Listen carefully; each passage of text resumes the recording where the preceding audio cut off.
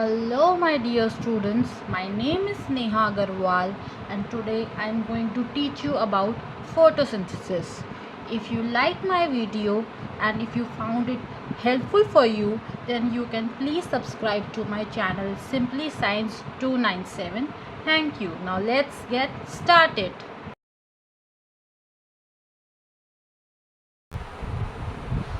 जैसा कि हम जानते हैं कि जो हम लिविंग ऑर्गेनिजम्स होते हैं, हमको फूड चाहिए होता है, एनर्जी चाहिए होती है ग्रो करने के लिए, अपना वर्क करने के लिए। ऐसे ही प्लांट्स भी लिविंग ऑर्गेनिजम्स होते हैं, इनको ग्रो करने के लिए फूड चाहिए होता है, तो वो फोटोसिंथेसिस के प्रोसेस के थ्रू अपने लिए food in the form of glucose produce करते हैं। Photosynthesis is the process by which living cells containing chlorophyll produces food substances, glucose and starch from carbon dioxide and water।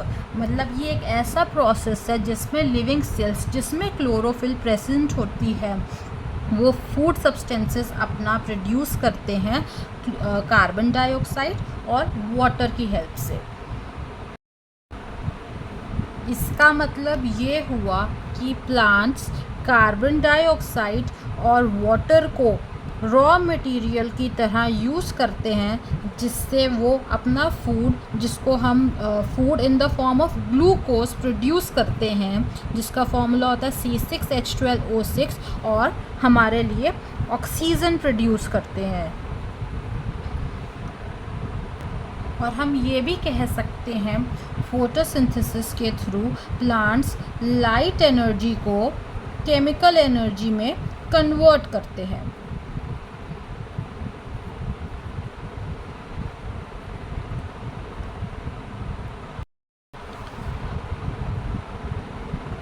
अब हम ये जानेंगे कि फोटोसिंथेसिस की क्या इम्पोर्टेंस है।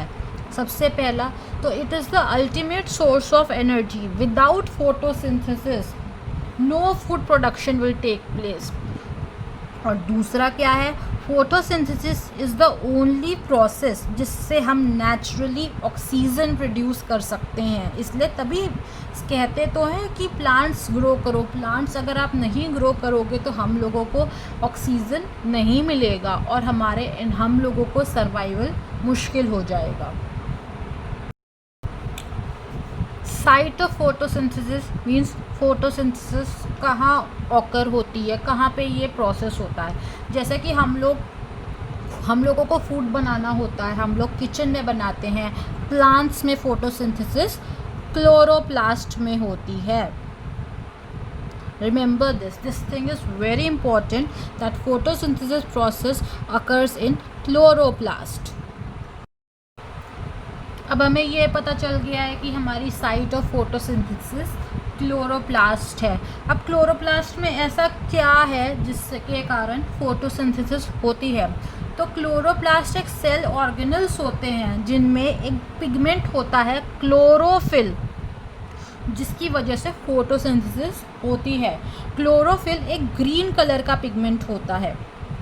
Chlorophyll is a green pigment which is mainly responsible for photosynthesis. Now moving on to the structure of chloroplast। Chloroplast का structure कैसा होता है?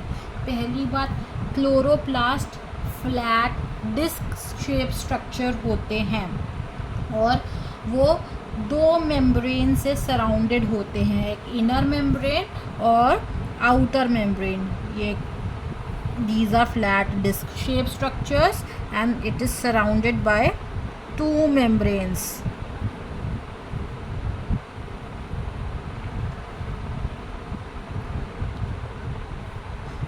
Inner membrane and outer membrane। जो इसके अंदर फ्लूइड प्रेजेंट होता है उसको हम क्या कहते हैं? उसको हम कहते हैं स्ट्रोमा। और इसके फ्लूइड के अंदर एक स्टैक लाइक स्ट्रक्चर, कॉइन की शेप में स्टैक मतलब एक के ऊपर एक स्ट्रक्चर होते हैं, उसको हम कहते हैं ग्रेना। ये जो स्टैक लाइक स्ट्रक्चर है एक के ऊपर एक, इसको हम कहते हैं ग्रेना।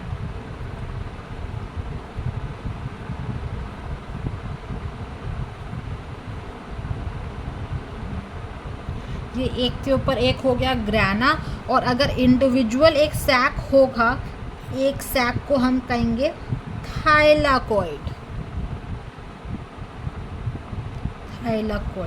और ये स्टैक लाइक स्ट्रक्चर एक दूसरे से इंटरकनेक्टिंग मेम्ब्रेन से जुड़ा हुआ है, इसको हम कहेंगे stroma lamella. This is stroma lamella.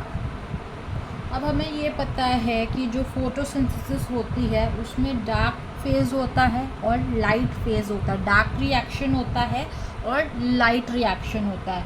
तो जो लाइट रिएक्शन होता है वो ग्रेना में होता है फोटोसिंथेसिस का। This thing is very important. और जो डार्क रिएक्शन होता है that take place in stroma lamella.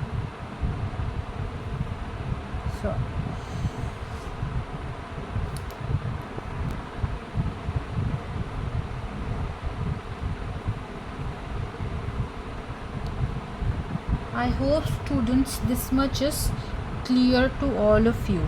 Thank you.